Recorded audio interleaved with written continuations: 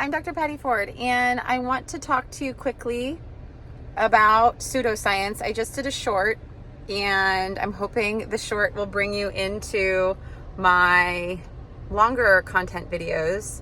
I own Imagine Wellness Medical Group, which is a medical group that really works on lifestyle behaviors that are connected to food, body weight, and eating. It could be at a very clinical level where you're looking at disease states and food intake, or it could be at a level where you're wanting to navigate maybe somatically what's going on with your body and your belief system and how it relates to food, body weight, and eating. So a couple different ways you can interact with my practice, but this YouTube is just more for content for you to think about for yourself, questions to consider.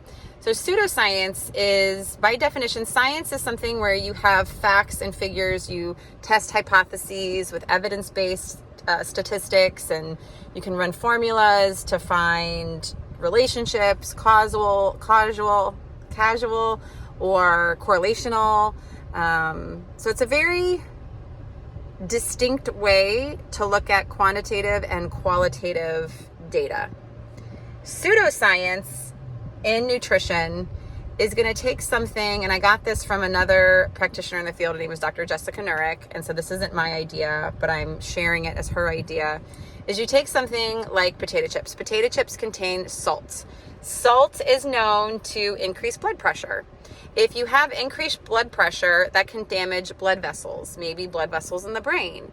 If you have damaged blood vessels in the brain, therefore you are at higher risk for dementia.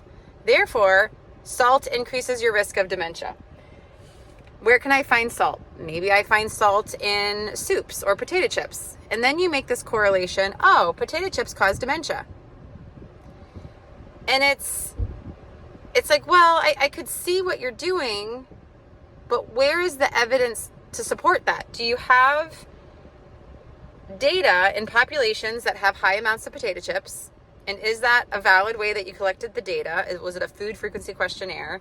How was it collected? Was there biases? Was it blind? You know, there's just so many ways to collect data in human food intake studies.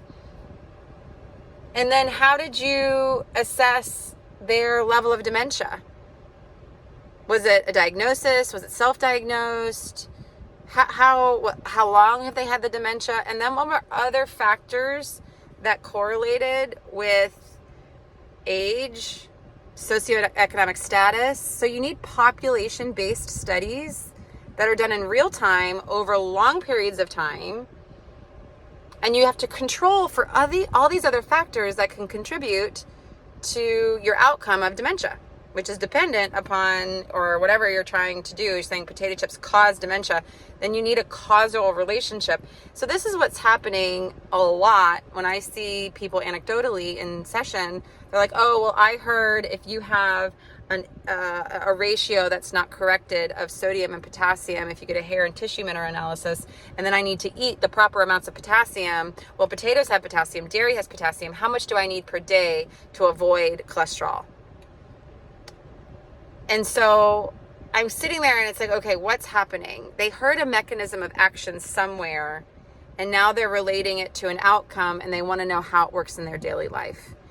And it's so many factors that go into all these things.